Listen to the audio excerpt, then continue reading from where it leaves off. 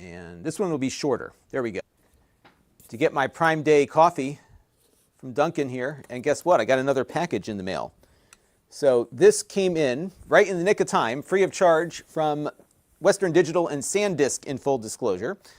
And this is another one of these portable SSDs. However, this one, unlike many of the others that I have tested, is Thunderbolt compatible and USB 4 compatible, in addition to USB-C 3 point whatever. So what is nice about this one, and it's like 50% off right now, is that you will get the full performance, unlike the performance that we've been seeing out of these drives that require one of the more obscure USB formats to work properly. So that's what excited me about this one. So there you go. So yes, I'm back on a stream again, and we're going to be talking about this. Let me make sure that I've got my stream working here. Yes, there we go. Okay. So, and I'm now at my usual streaming time.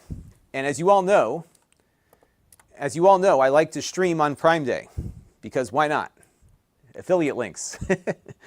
So I have not opened this up yet. This is not a sales pitch. This is a pre-review, what I normally do behind the scenes in my evaluative process.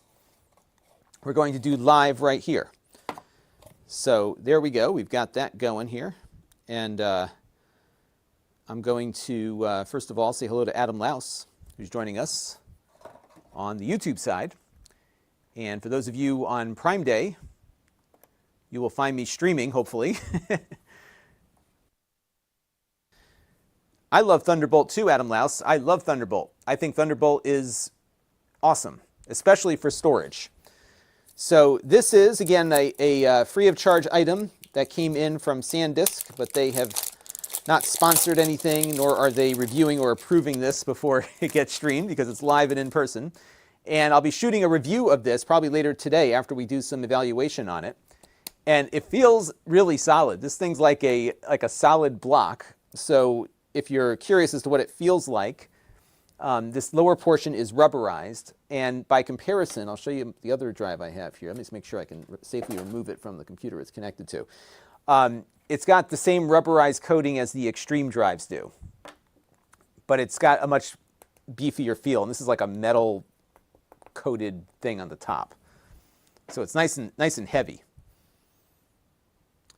USB, as Jolt Dude says on the YouTube stream, is a mess, a maze of acronyms and flavors. My opinion of it is that it is a mess. But what's nice about Thunderbolt is that if you have a device that's rated for Thunderbolt and you have a Thunderbolt cable, it'll work with everything. The problem is the Thunderbolt cables are very expensive the longer you get. So look how short this cable is that they included with it. I mean, can you get any shorter? That's it. It is a Thunderbolt certified cable though. So there you go. So I'm gonna have to like readjust my camera angle here as we continue to test this thing out. But 50% off today, so I figured we'd do something about it. I wish it came in earlier. I would have done a review and had the video up for everybody here. So here's the product manual. This is exFAT formatted, but of course you can format it for whatever you want. And we've got 2 whopping terabytes on here. And this is also backwards compatible with USB-C. So if you have a slower USB-C port, this will work with that. And I got to zoom my camera out here, otherwise I can't get the cable in there. So let me get it plugged in. And you got to make sure you plug it into the right port, otherwise you're out of luck. So I'm going to zoom in on it here on camera 2 and give you a better view of it here. So now it is plugged in, as you can see. And we're going to run some tests on it. And I've got the display of this machine coming right in here. So we can use this ROG Strix that we looked at in the last stream to test the drive, because this does have a Thunderbolt port, which is what it's plugged into here. And the other thing to note is that if you have a computer with USB 4, you will get the full performance out of this as well. Now on Windows, there's a couple things you got to do to get the most out of these Thunderbolt drives. Otherwise, you're not going to see the performance. And this has been the case on everything that I've looked at with these things. So let's go over to this D drive here.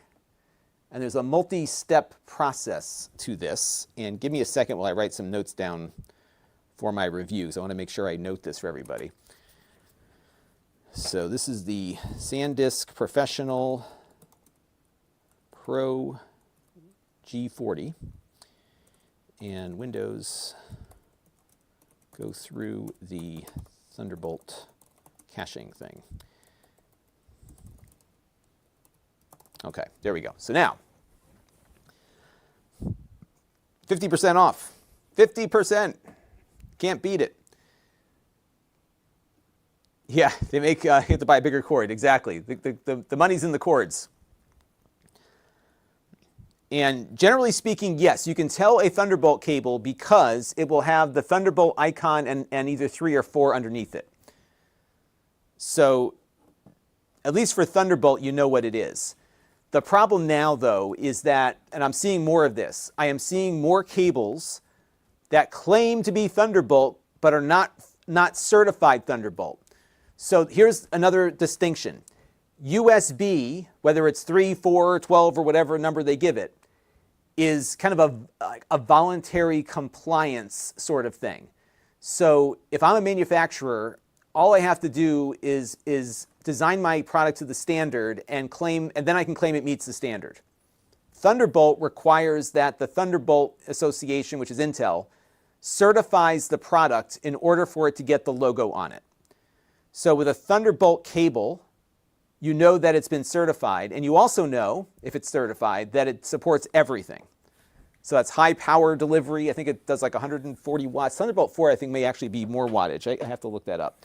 But it does the power delivery, and it does the video delivery. It does everything that you want a cable to do without having to think about it.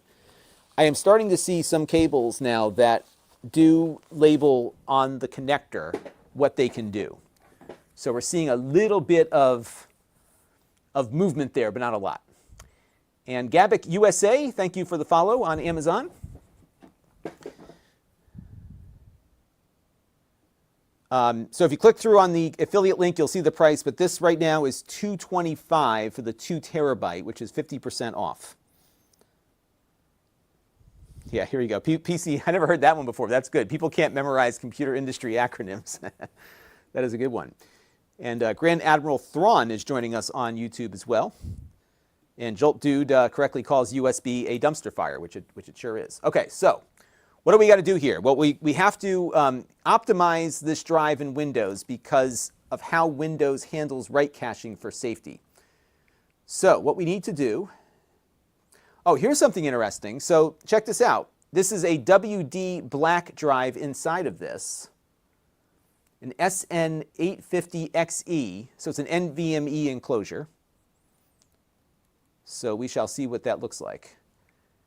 And Gabic was asking, do I get a lot of traffic on Amazon? You know, I used to get more, especially on Prime Day. It's changed a lot. I think they've de-emphasized the live streams a lot more. But you never know. Like, you come online and sometimes you get some good performance and sometimes not. All right, so let me just step through this real quick. So we are inside of the D drive properties. I'm going to click on properties again. We're going to go over to change settings. And then we go over to policies. And you can see here it's currently set for quick removal. And what that means is that the drive is going to write slower because it doesn't cache any of the writes. But we want better performance. So we're going to enable that and enable write caching. And this will dramatically increase the speed of the drive, but you don't want to just yank it out. You got to properly eject it, otherwise you lose data.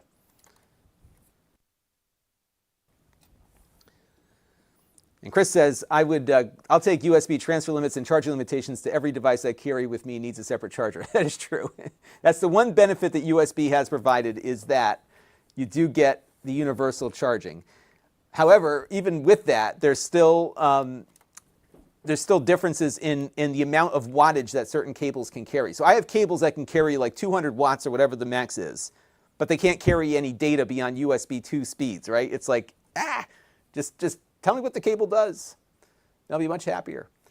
All right, so now the drive is formatted.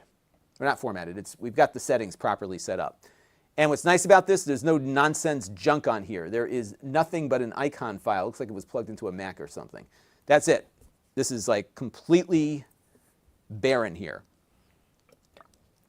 So Gavik wants to know, does Amazon pay? Yeah, they don't pay you per views. They pay you based on affiliate commissions when you're part of the influencer program.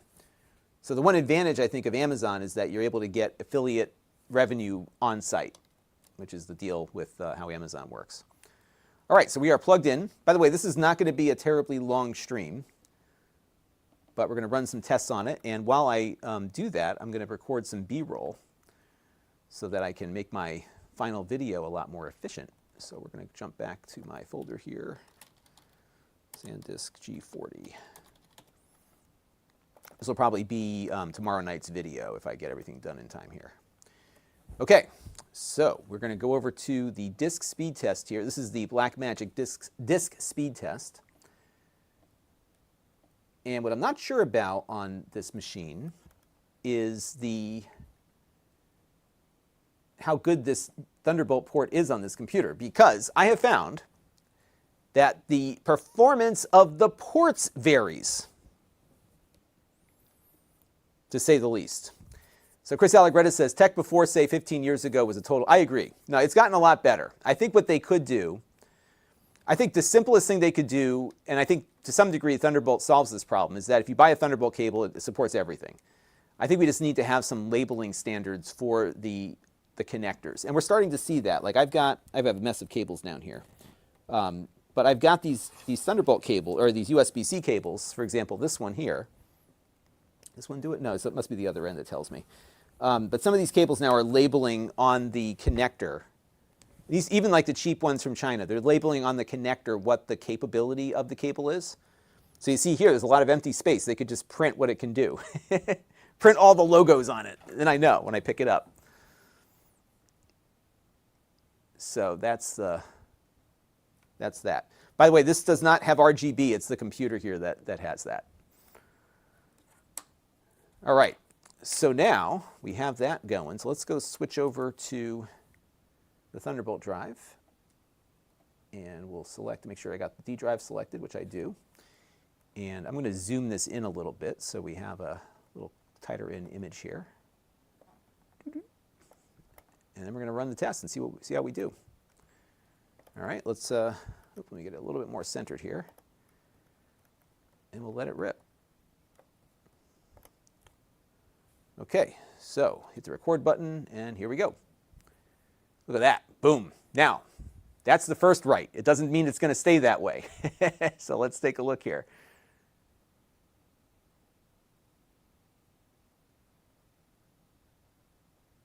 So it's pretty good. And this is what Thunderbolt affords you, right? Because you've got, so they say Thunderbolt is 40 gigabits per second, which is true when you factor in the read and the write, the out and in. But on each direction, it's about 20 gigabits each.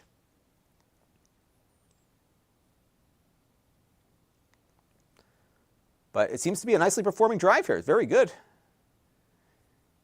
And we haven't done the Crystal Disk Mark test yet, which is coming up next. But you can see it doing its thing over here.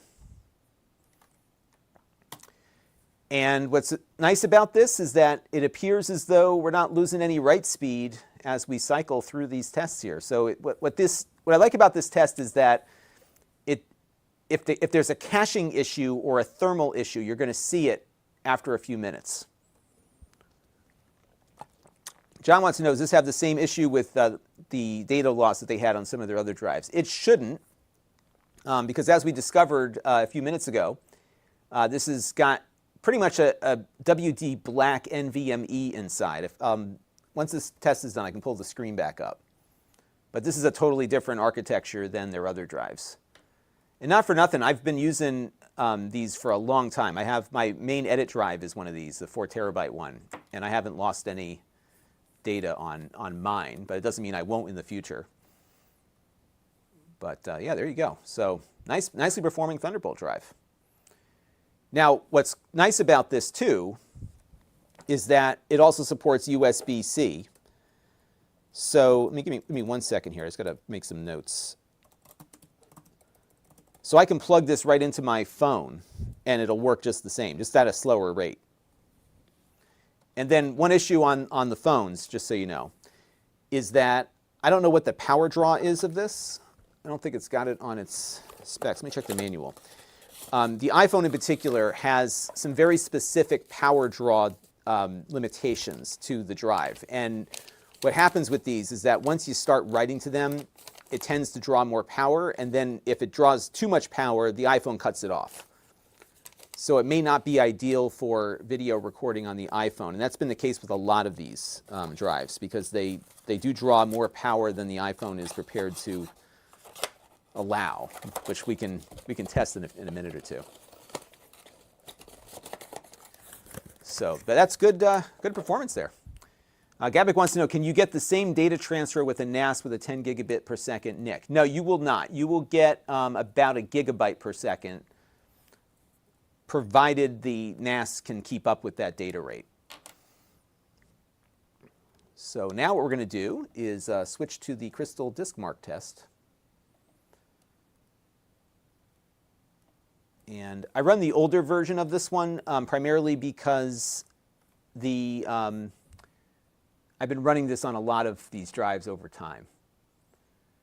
And we have it selected on the D drive here. And I usually just run with the defaults. And you'll see different numbers here because this test works a little differently. What we're looking at with this test is how well it handles random reads and writes, is what we're looking for here.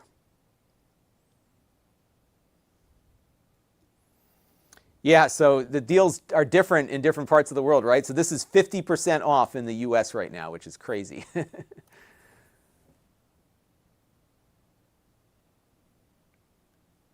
Yeah, the link is in the video description if you're looking to go where this is.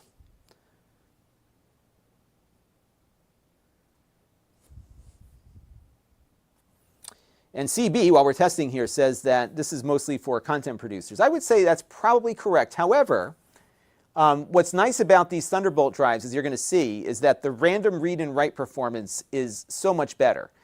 And what that means is that if you wanted to, you could install, and you got to go through all the compatibility and everything, but if you are installing operating systems that you want to boot from the drive with, this will perform actually pretty much as well as the drive would if it was directly attached to the bus. There's some overhead with Thunderbolt, but not anywhere nearly as much as USB. And you're going to see that play out here when we run through these random reads and write tests here, because these are, I have to check against my database, but these are significantly higher than what you would get with a USB drive because there's less in between here. Additionally, these are great if, again, you got to have a Thunderbolt port on your computer to take full advantage of it. But if you were playing games on your computer with this drive configured as we had it before with the write caching enabled, for games, this would be spectacular on your PC because it's almost like attaching another hard drive directly to your motherboard. But your computer needs to support that port. And I'll show you what happens when you plug it into a USB port in a second here. But I'm pretty impressed with the performance I'm seeing here. Now they do have, by the way, these kits you can get, these USB 4/Thunderbolt kits, so you can build your own. So the Blackmagic Speed Test app is part of the Blackmagic video tools for their capture cards. So that's where you have to install that whole driver package. I think they used to offer, I think on the Mac you can get it separately, the speed test.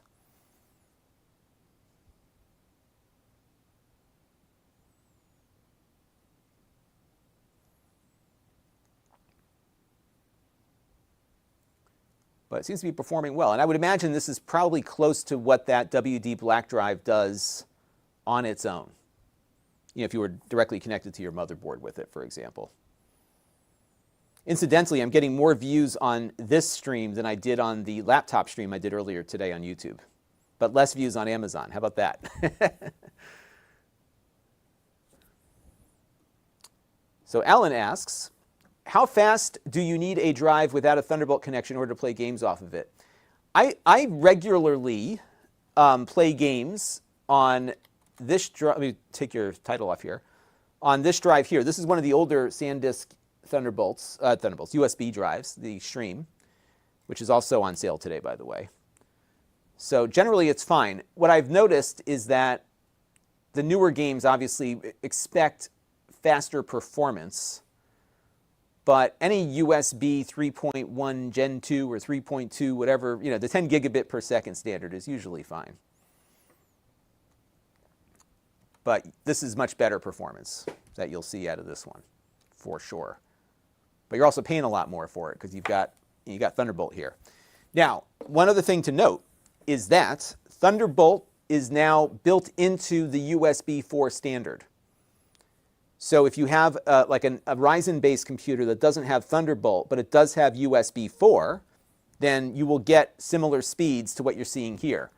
With one exception, Your Honor, which is that the USB specification for USB 4 only requires 20 gigabit per second performance on USB 4. The 40 gigabit is optional to add to the mix. So not every computer that supports USB 4 supports 40 gigabit USB 4, which means that the speeds you see here will be cut in half. So that's the trade-off. And my screen just went blank here. Oh, the test finished. Okay. It put itself to sleep, the screen to sleep right after it finished up. Yeah, so the little crucials like this one here, these are not, there it is. These are not Thunderbolt. These little guys are nice because I don't have it in the carousel right now, but what's nice about these little crucials is that they give you a lot of capacity for not a lot of money, but you sacrifice performance. And what a lot of drive manufacturers have done lately is they have been marketing these USB drives that claim 2 gigabyte per second performance, which they'll get if your computer supports USB-C 2x2. And most computers don't support 2x2. So you get slower speeds.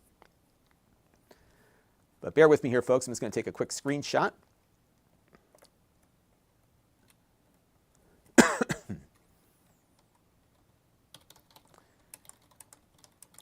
And what I'll do in the main video is put a graphic up that will show you how this drive performs vis-a-vis some of the more popular USB-based solutions, so you can get a feel for it. But what these numbers mean is that the top number is your sequential reads and writes, which is pretty close to what we saw on the Blackmagic test, a little bit faster here on this test.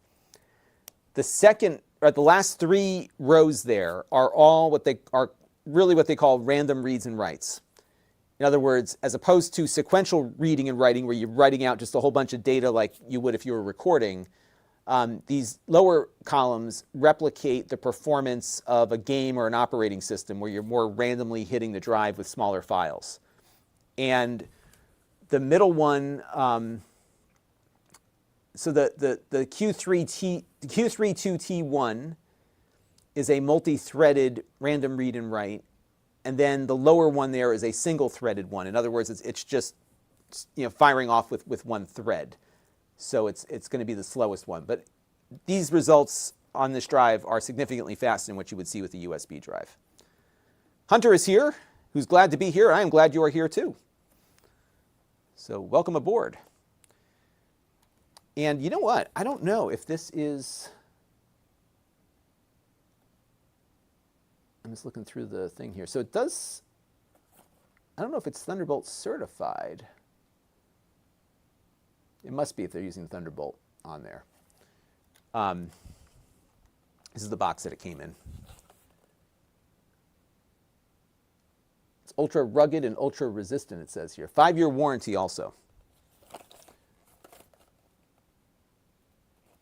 And this is one of the few times where our benchmarks actually line up with the stated, the stated claims of performance. So that's always good. Okay. So there you go. So now, what else are we going to do with this thing? You know what I'll do is I will pop this out and I'll put this in the USB port and you can see the difference in speed. Let's do that real quick. So let's pop it out. And remember, when you turn on that write caching, you got to make sure you properly eject it. Otherwise, you're going to be out of luck. All right, so now I have ejected it, and we're going to move it down one port. So that's the other thing on these computers, is that with the exception of the Mac, a lot of these PCs only have one Thunderbolt port, and the other ones are slower. So for example, we've got two of these USB-C ports right next to each other, and this one is basically 4 times faster than that one, even though they're right next to each other. Go figure. So Mark A asks a great question here, which you can't see on the Amazon stream, but I'll read it off, who says, many no-brand Thunderbolt cables come with Prime Day pricing, claiming 240 watts charging, 4 feet for $8. Is that trustworthy? In short, it is not trustworthy insofar as its Thunderbolt claims. And the reason is that you pay more for a Thunderbolt cable because the manufacturer has to go through the certification process. So these no-brand Thunderbolt cables are really USB 4.0 cables. In other words, the manufacturer of that cable is claiming that it will meet the USB 4 specification, but there's no independent verification that it's been able to do that, which is why these Thunderbolt cables are so expensive, because Intel's Thunderbolt division actually certifies the cable for that speed. So I have a number of those off-market cables. They all seem to work. I have tested each one of them. The question is for how long, right? Or what's the manufacturing quality level and that sort of thing. So here's what I would say, is that if you are doing video work and somebody is paying you to record footage onto this drive, you can go ahead and save money by oops, oh shoot, I spilled my coffee on something here. You can save money by, let me get a paper towel here, I'll keep talking. You can save money by getting a, your own enclosure from some no-name manufacturer enclosure company. You can buy your own SSD. Maybe you can get a nice one to put in it, but nonetheless, you're assembling it yourself. You can buy one of these cheap cables and save a little bit of money there, but you don't have the same level of warranty, and there's no real, guarantee that it's been certified to perform the way it's supposed to. So I think for day-to-day work, no problem, right? Because you're not, if no one's paying you and it's just your own risk, that's fine. But if you are out shooting video all day, and so I'll give you a great story. So I once was involved in the creation of a television commercial, or a series of them, that it was very expensive. It was probably, this was like 18 years ago, but it was probably like 50 or 75, 100,000, it was a crazy amount of money, $50,000 of production cost. And this is the days before it was shooting digital, but we didn't yet have the storage capacity out in the field. So we shot digital to tape. And I was in charge of this organization at the time. And when the shoot was done, the camera guy hands me a stack of tapes. And those were the only copy of all of this work. So if we lost the tapes, we'd have to go through all of the logistics involved in getting the venues set up again, the costumes, this, that, and the other thing, and we'd have to reshoot the whole thing, right? $75,000. So thank the Lord that the tapes made it to where they had to go. So my job was to take the tapes home with me and FedEx them to the editor guy the next day. Scary, right? So if you have that level of production, mission critical, cannot fail, right? Spend a little more money and get something that works. That's my opinion. Michael Toy says, wow, a product that lives up to what the packaging says. Yeah, it's not often that happens. Okay, so what we've done here is that we have taken the drive now and we have put it into the other port. Okay, so we were initially on the Thunderbolt port on this computer. Now we are on the USB port on this computer. No big deal, right? Same looking port, same cable, same drive. But watch this. Prepare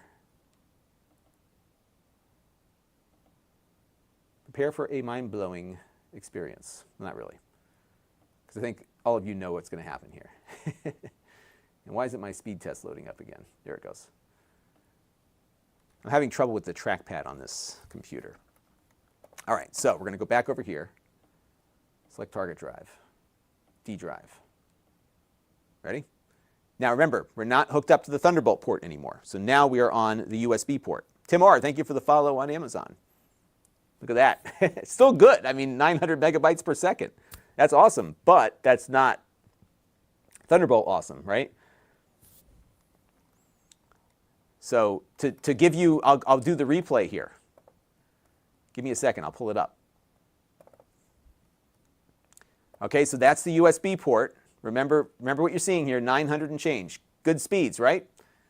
So now, here is what we saw out of the Thunderbolt port right next to it. Ready? Wrong one, hang on. Here we go. This is the Thunderbolt port. There you go. Now, again, if you have a USB 4 computer and it supports 40 gigabit per second transfers, this is what you will see there. Pretty wild. Boom. As we used to say in NBA Jam, boom shakalaka. So here's the comparison, right? So that's your USB speed. And this is your Thunderbolt speed. Same drive, different port, and the ports look the same. So and that's the hard part for consumers to pick up on, right? So there you go.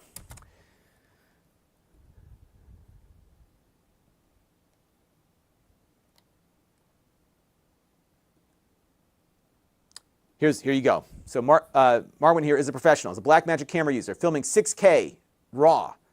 I would say that the older Samsung T5 is the most reliable one yet. The T7 has been unreliable. You know, I've been reading on some of the Blackmagic forums that I'm on that the ATEM doesn't like some Samsung drives versus others. Exactly. So that's it. So there you go. And Nikos is joining us from New York, which is right next door to me. I'm also in the tri-state area. Jira wants to know, what's up with the QWER and ASD? Yes, so this is a gaming laptop that I looked at earlier. And the keys are actually different, like they're not transparent like they are on the other ones. I guess it's so you can find the keys easier in the dark, I guess. And my understanding as a limited gamer is that the E key sometimes does stuff. And then the other one I have here, I can't show you easily. Actually, maybe I could. Let me pull it up here. So the other one that we looked at earlier, it just has the WASD keys in that configuration. These are two Asus laptops that are on deal today. So that's the thing there. Jose says that sometimes these Amazon deals are no real deals. You got to shop. You got to be a smart shopper for sure. And I did smartly shop today because you remember that doorbell I uploaded last night? I liked that doorbell so much that I bought 2 more today, and they were on sale for like 40 or 50 bucks less than what I paid for it a week ago or 2 weeks ago. So now all my doors will have the doorbell. And the problem is that, especially with this IoT stuff, once I find something that works, I stop reviewing other stuff because nothing's better, right? It's hard. Like I'm solving a lot of my problems. Gavik wants to know, do I get traffic from Amazon to YouTube? Mostly it's the other way around. Most people click out of here into YouTube. And Saturn is back, who says, I have a gigabyte laptop with the QWER and ASD keys that are transparent. It's actually quite distracting. Yeah, that was one note that I kind of pointed out in the last video, is that these Asus laptops are really nice, but they definitely look more like a sports car than like the Lenovo ones, which are more understated. And Tornado wants to know which doorbell, which again brings up my argument. Tornado is a subscriber to this channel. I see you commenting all the time and chatting. You didn't see the video because they didn't put it in front of you. So it's the Eufy E340. It's a wireless doorbell. It's my latest video, and you can check it out. It's on sale, 119 bucks. So if you click the link in that video, you'll get right to it. It's a great doorbell. All right. Yeah, make another backup. So that, by the way, Mark Smith is talking about backups. These are great for field backups. And when you're writing data at that high rate of speed, you can very quickly offload your cameras when you need to, for sure. All right. So let me take a look here. So let's take a look at my phone now. And what I'm going to do with the phone, because I'm actually really curious about this. So the iPhone, let's talk about production videos again. Hang on, I'm trying to get this drive ejected now. The iPhone with the USB-C port can now record ProRes video onto external drives. It's like a gigabyte a second. It's like some crazy amount of storage space required. But, and here's the big but, as great as it is that the iPhone has a USB-C port capable of that level of data transfer, the problem with it is that there is a finite amount of power that the phone can support. So let me illustrate this for you. So, by the way, if you haven't yet seen this, I will put this up for you. My video nerd friends will be appreciative of what you're about to see here. So Blackmagic has had a camera app on the iPhone for a while. And I like it because it gives you a lot of manual controls. The problem is that if I only have the 256 gig phone, and Apple's pretty good about managing the space on the regular camera app, because what it does is it will just delete the stuff that it's already uploaded to iCloud, so I keep going. The Blackmagic app doesn't do that. It can only work with what physical space is available. So now there is a Final Cut Apple has a camera app called Final Cut Camera that gives you, first of all, audio controls, which you don't have in their normal camera app, but you can also select your video formats and everything. So what I'm going to do here is plug the drive into my iPhone.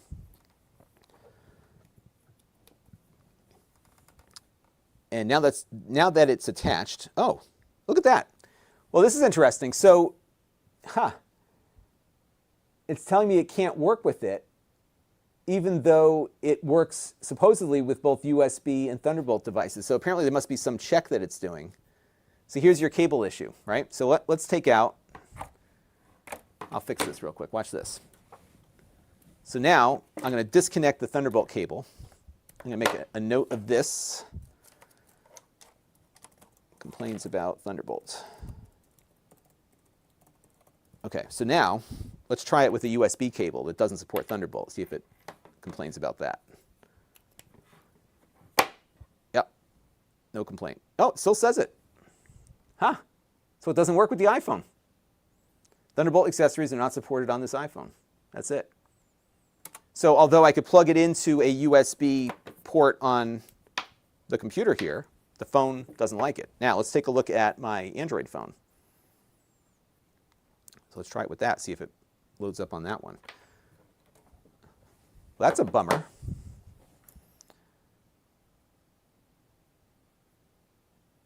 And on the Android side, they need to bump up. I don't know if any of you are using Android camera apps, but I have not seen a good one. All right, so let's plug it into this Android phone here. This is the Pixel 8 Pro that, in full disclosure, Google sent to us to review a little while back. All right, so I'm going to plug this drive in here, see if it comes up.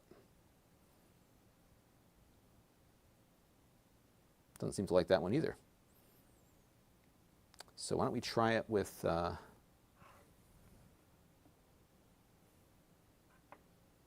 usually you'll see it pop up on here. Okay, so let me try it with a different cable. Oh, you know, it could be, maybe these phones don't like the exFAT format. I think the Google phones have a problem with that, don't they? That might be why it doesn't see it. Yeah, that could be why. I'll have to play around with this a little bit more. That's a disappointment. And that might be a dodged bullet for many iPhone users. Now, on the new iPads, I think it's the Pros have Thunderbolt on that end. but that might be an issue. I will plug it into my Xbox later just to make sure it connects up with that. Shouldn't be an issue on the Xbox, but no, this will work with the MacBook Pro. So the MacBook Pro and the iPad Pro both have Thunderbolt, so it'll work fine with those.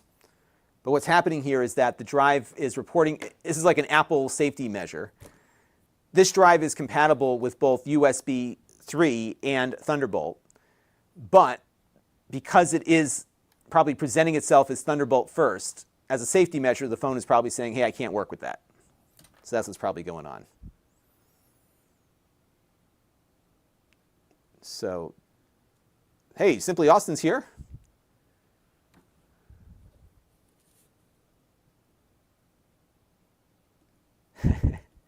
Thank you, Austin, for that. And yeah, we do hope to see you back again soon. You're the go-to guy for emulation here. So, yeah, and the reason why, so Grand Admiral Thrawn here is saying he sees all my videos, and the reason he sees them is because he watches all of them, which is good. And I'm at, you know, the Empire kind of scares me a little bit. You know, you can do your thing, I'll do my thing. Okay, we'll just keep our keep our distance. I think most of them do support it. Now, here's the thing. Even though the iPhone didn't like it, I think it's going to work fine on most USB devices that don't check for Thunderbolt first. So, yes, this is not going to, actually, it's kind of unfortunate because this would be a really, there's stuff flying off, there's dust flying off of it. But this would be a real killer drive for the iPhone because you could record your ProRes video on here and then just like whisk it off super quick. But the iPhone doesn't take it. It doesn't like the iPhone. So that's unfortunate. And I even tried, it was funny, I even tried using the USB cable here, but it was still presenting itself as Thunderbolt to the iPhone. But no, it'll totally work on a Mac. In fact, I have a Mac right here. Why don't we plug it in? I could show you right now that it works. So why don't we do that real quick here. Here's my Mac. And I have an extra Thunderbolt port on here too. So, and it should mount right up. And I have the Blackmagic disk speed test here as well. Oops. So we'll just load up that speed test. I know you can't see the screen right now, but I will show you.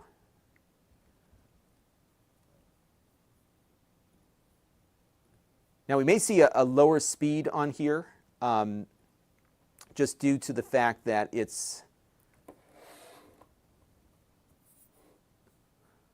so here we go, ready? Great production value here. But there you go, you can see how it's performing. This is on the MacBook Air too, by the way. So super fast, works fine on the Mac. That's by the way, in megabytes per second. So that is 2.4 gigabytes per second in both directions. So speedy quick.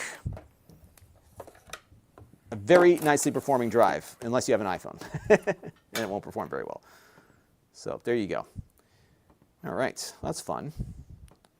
Yes, I got a couple little things to iron out for my review. I got to just get my charts put together, but I think otherwise, I think we're in good shape on this one. So yeah, good stuff. All right, so I guess I'll take some questions here. I have to check one more thing because I got in this Acer laptop that was supposed to be on sale today, but it hasn't yet hit the threshold in which my stream would get to you. But there's an Acer Aspire Go, which is not on deal, which means it won't show up in my carousel, for $294. It's a 1080p laptop, 15 inches with an Intel N305, which is like the, those Intel N-level chips. I'm going to review it, so you'll see that video coming up in a couple of days, but pretty good deal. And apparently there was going to be some lower price on it. So if that price pops up in the next hour, I will pop on and do that. Yeah, and you could also, as Poorly Buffalo says, you could format it differently. So I have no doubt that if you reformat it for something that supports FAT32 or whatever, or ext4, you'll get it working just fine. So I should see if I have another Android phone kicking around. Let me see if I can find one. because the only phones that I have that are Android are Pixel phones at the moment. Let me see what else I've got. Here, I'll put this up on the screen here. You can talk amongst yourselves for a second while I go find another Android device. So I'd rather keep it formatted exFAT because that's what I use for moving files around from different computers. But let me see if my Pixel 8a supports exFAT. I don't think it does, but you never know.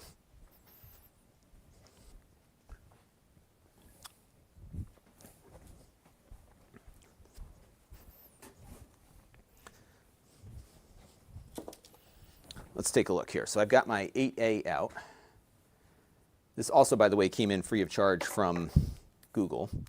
I really like this phone. I don't like the bezels on it, but it's a good value. It's also on sale today. Speaking of, why don't I put it into the carousel? We're all about the deals today, right? Got to put the deals in there. Pixel 8a. Oh, they went off deal. Stuff comes and goes. Like there's things that are on deal at one moment and then off the next. So it's not on deal. So, but you can find an 8A, you know, here on Amazon or other places. Okay, let's go back to the live stream. So let's take a look at the 8A here.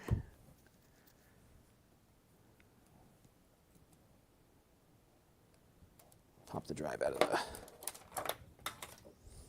But as you saw, the Mac performance is great, so no issues there.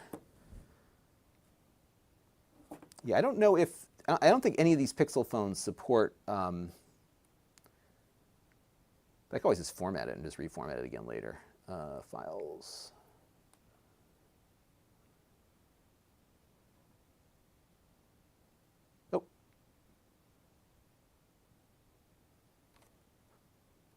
Yeah, so it's not showing up on here either. Again, I think it's because these Google phones don't support exFAT. But it could also be a power issue too. So let me check in the settings and see if there is a... Yeah, it doesn't seem to be showing up at all. Sometimes you get like an option to format it. All right, so let me go find... I have a Samsung phone. It's probably dead though, so we have to rapid charge it. Let's go find one more phone. I just got in another one, but it's not set up yet. It's one of those Unihertz phones.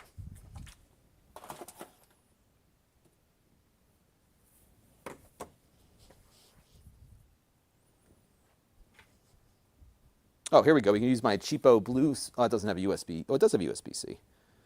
Let's see if it pops up on here. I'm not sure if I have a charge left on this one, but let's see what happens. Here's my my $22 phone. Let's see if this one works. It still has a charge. I haven't turned it on in months, so it's probably like on. It's probably going to die any second now, but.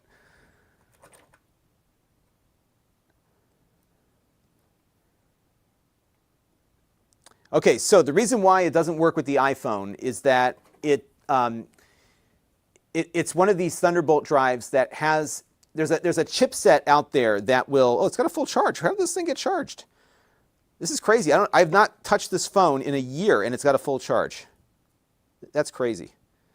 So the reason why it doesn't work on the iPhone, and I'll explain this in the video, is that it is a Thunderbolt drive first and foremost. So when it plugs in, it says, hi, I'm a Thunderbolt drive. And if the receiving computer says, I don't know what to do with you, then it switches to this USB mode. The iPhone checks for Thunderbolt devices when they get plugged in, and if it is Thunderbolt, it doesn't work. So that's the message I'm getting. That could probably get worked out with an Apple firmware update, but right now it doesn't work with the iPhone, which is a bummer because this would be a killer solution for ProRes video because you could very quickly get that video off. All right, so this is I can't believe this thing has a charge still. I don't understand. All right, let's see if this has any files on it that I can access.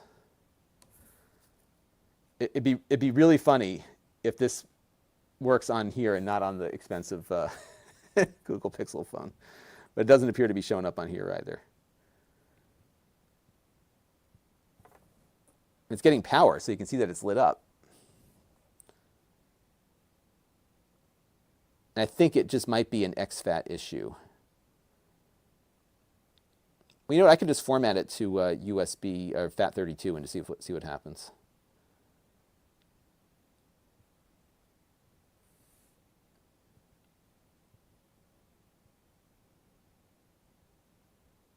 I don't understand how this phone has a charge. I kid you not, I haven't touched it in a year. It's still fully charged. You know what else is cool about this phone? Completely unrelated. But if you can take the back off of it.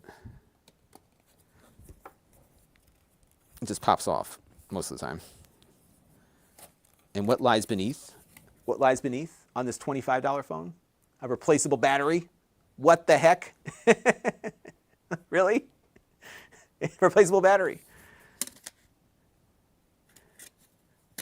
On a $25 phone. It's crazy. So yeah, it prevails. It's just, it's insane. So Matt and Wilson Wu, thank you both for the kind comments on Amazon about the background. This is my, I call this my midlife crisis set. I'm literally in my basement. That's where I spend most of my working time, is down here. So let me reformat this drive real quick. We'll give it a.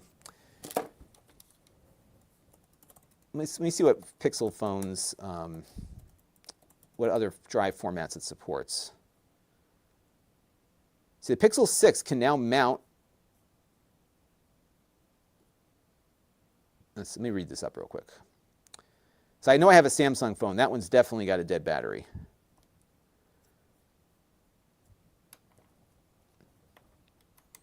So Wilson Wu says the Game Boy sells for a good dollar. Oh yeah, and actually there's so many people modding the Game Boy now.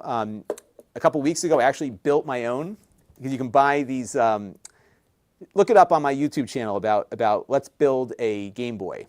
It was a lot of fun. And I was able to build a Game Boy, which is really fun. All right, so I'm going to format this drive on my Mac here, and I'm going to turn off this phone. It's getting notifications for a year's worth of notifications right now. It's funny, like, you know, when it's off, this thing must be really off. But yeah, the $22 phone. What do you know? It probably isn't even spying on me. The reason why the other phones are, like, you turn them off, they're never really off, because it has to know where it is. Okay, so let's format the drive here. I'm going to do it for exFAT for the heck of it, and let's see if that mounts on the phone. So in case you're just tuning in, the drive works great on computers, USB or Thunderbolt ports. However, when we plugged it into the iPhone, it did not work because the iPhone detected it as a Thunderbolt device and would not allow it to connect, which is a killer, because this would be, for iPhone people that do ProRes recording on external hardware, this would be killer, because the transfer rates out of this when you plug it back into your Mac are so fast. It's, you know, like 2.5 gigabytes per second. It's like super fast, but the iPhone doesn't like it. All right, so now what I've done is I've changed the drive format from exFAT to FAT32. And you know, it's not even lighting up, is it? So here's my assumption. Here, we'll boot up the crappy phone again. My assumption here is that this drive is drawing too much power for this phone, because we're not even getting the light lighting up on it. But let me try the USB cable. This shouldn't matter, because a Thunderbolt cable plugged into a USB port becomes a USB cable. So the cable shouldn't matter, but you never know. Yes, it's not lighting up.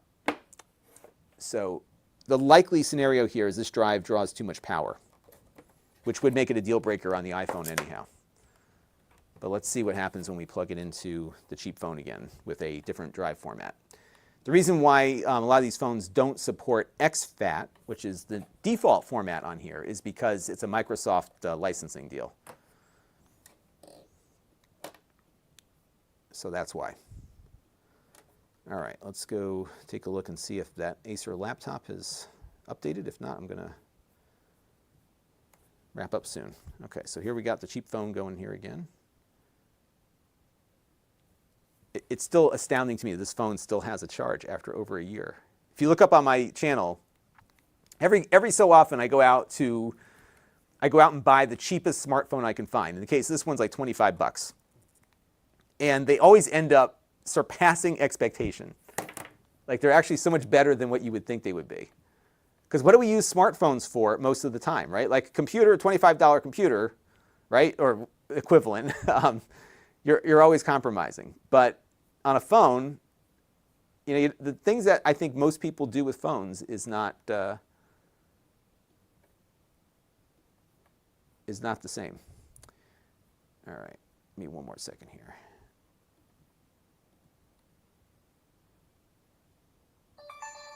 It's got a very annoying notification alert.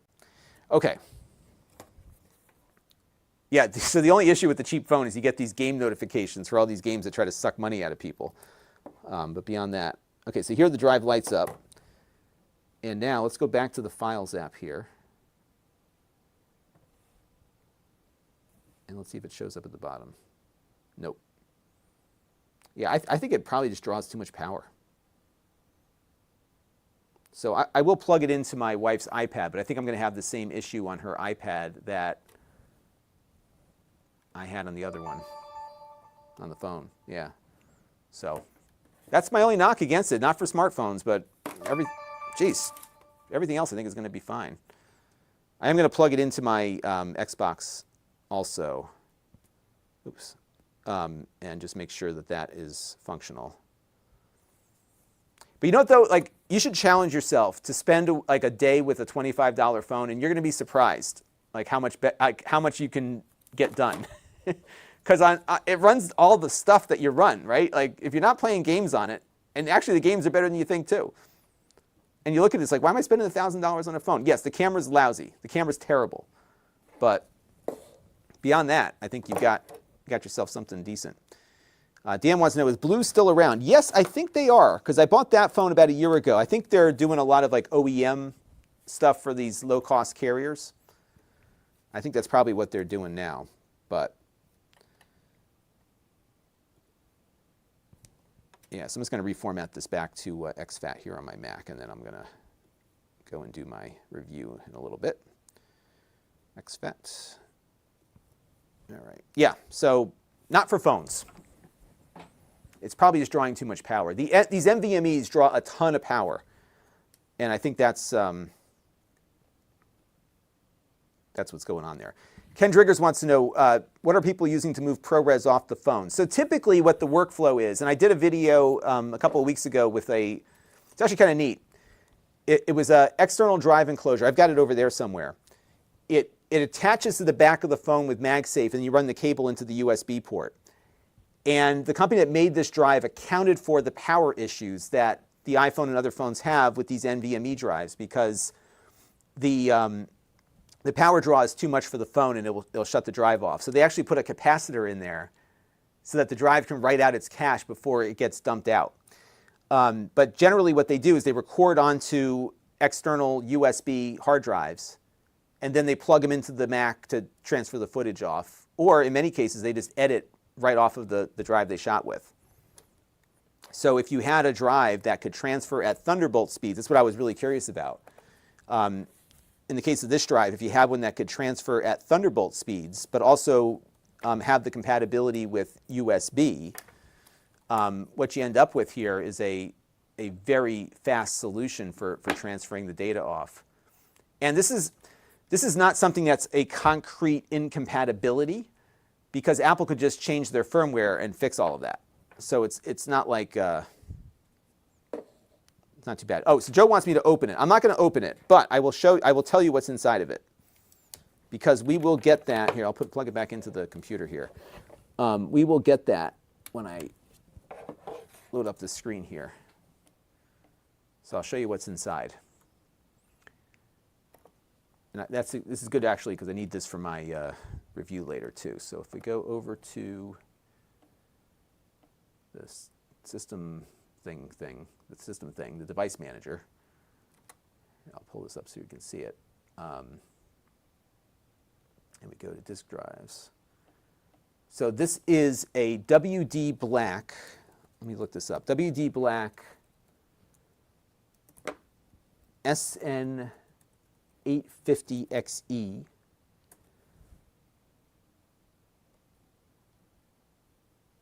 And it's just like your standard NVMe drive that you plug into a computer. That's it. So no need to shuck it. I mean, you could shuck it if you wanted to, but I think you would be able to buy that NVMe on its own for a lot less money. You're paying for the packaging here, and the 5-year warranty is really what it comes down to. So I'm going to put this in here. This is a WD Black SN850XE. So that's what's inside. So what you would see in here is just kind of like your standard NVMe. I mean, you could buy this yourself and make it yourself, but again, you don't get all the engineering that went into cooling and the warranty. And I think the warranty is what people are looking for. And did I close my Safari browser because I'm not delivering? So we're not getting the captioning. There it is. Okay, so why isn't it showing up? There it is. Okay, never mind. I was quiet for a few minutes here. Lori, thank you for the follow. But yeah, 50% off. If you need a flash drive that only works with computers, there you go. So that is that. I'll take a few more questions, and I'm going to run off into the sunset here. Yeah, so my production computer has 2 NVMEs on it, and all I hear is the fans. No SATA going on. It does support SATA. And actually, I had a networking issue because my second X16 PCI port was linked up with SATA ports 5 and 6 on the motherboard. And because I didn't know that it was, when the card demanded more bandwidth, it was freezing up and actually locked up my whole network. It was crazy. So I have since rectified that issue in my BIOS. And that's exactly it. The heat becomes an issue, but it looks like it's able to dissipate it quite well. And that's why it feels so thick and sturdy, because it's got a metal heat sink underneath it. So it brings all that heat to the outside. Jet Screamer picked up a Keurig and a Ring doorbell today. Yeah, that's the kind of stuff you can get at a good price today. And CR Paul is amazed with the, yeah, so what I have to do on Amazon, they don't have a captioning system, at least as far as I know. So when I'm streaming from my system here, if you go on Amazon, you will see it on the display. So one of their requirements for premium placements on Amazon today, for the people that are in the A-list thing, is that you have to use this web-based system to develop the captions. So I'm actually sending out 2 different streams. The one to Amazon has the captions and not the YouTube thing underneath that you have up right now. And then the YouTube one does not have the captions.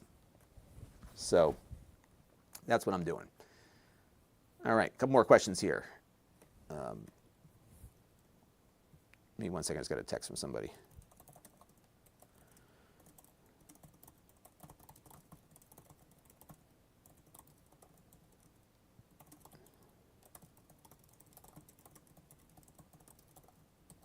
All right, give me 1 second here. Just going to respond to somebody on something.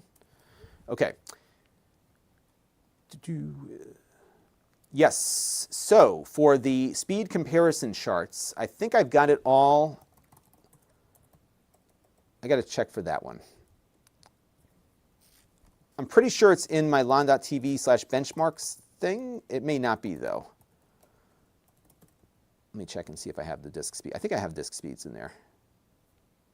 Yes, I do. Do I? Hang on. Yes, I do. So if you go into my Lon.TV/benchmarks thing, you will see new crystal disk mark. That's what you want to look for. So Lori has a question. I missed what drive is best to work and transfer data off of an iPhone. So that's a tough one. This one certainly isn't, because it won't let you connect it at all. Some of the other Sandisks, actually, this one will work fine. Like this one, this one's formatted for Windows, so it won't mount on my iPhone currently. But the SanDisk Extremes, any USB drive is going to work fine for the most part. This one doesn't because it's Thunderbolt. And although it does support USB 3 on a computer, because the iPhone detects a Thunderbolt drive, it just doesn't mount it. But that is a good solution here, is that one. So SanDisk, WD, Samsung drives are good. I like to stick to the name brands for these things because they come with better warranties. And sometimes they have issues, and you want to back them up. That's the whole point. You know, good backup strategy is still important in this day and age. But I've had better luck with the name brands over the years, and I've been using SanDisk for a really long time, like 25 years. It's crazy.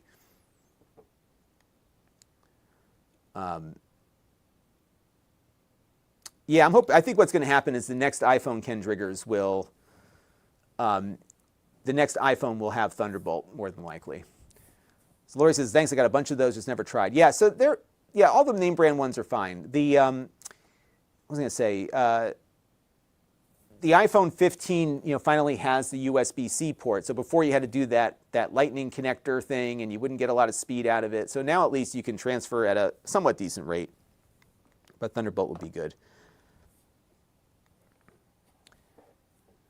So there you go. Yeah, so Laserdisc, even though he's got Laserdiscs, SanDisk is his modern storage solution, for sure. But yeah, hopefully a firmware update will fix that issue that we've got here. But right now, that's a problem. Yes, this has RGB trim. Isn't that cool? It does all sorts of different colors. I got to dig into that in my review. This is the ROG Strix, which you can see on the carousel here. On sale. This is the high-end laptop, but it's the low-end version of it. So it's got like a 1080p equivalent display. It's decent. It's decent. Harper Morris, hello there. Thanks for stopping by the Amazon stream. And yeah, so that's about it. All right, so I'm going to probably depart now.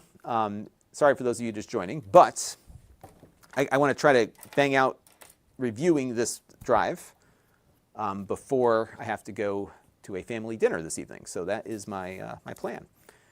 But I hope you all got good deals at Prime Day. There's still a little time left, so if you click the link, it helps the channel. And yeah, that's about it. So hope you all have a great afternoon, and you don't spend too much money. So there you go. All right, so I will catch you all on the next stream, and it might be sooner than you think. So I've been having more time down here, and actually I've got a new. I might do a stream tomorrow. Now that I think about it. First of all, I'm ahead on my production stuff, which is good. But secondly, I got in this tablet. It's an Android tablet with a e-ink display. Isn't that cool? So we'll look at that tomorrow if I have time. So there you go. All right. Well, have a great afternoon, everybody, and thanks for stopping in and sticking with me. If you are not following me on Amazon, hit the follow button if you're watching me there. And if you are on YouTube, click the link over and follow me on Amazon, because Amazon's better at notifying you than YouTube is, believe it or not. So there you go. All right. Happy Prime Day, everybody. This nerd is signing off for now, but I'll be back again before you know it. Have a good afternoon. And thank you, Harper, for the follow. See you all later. Bye-bye.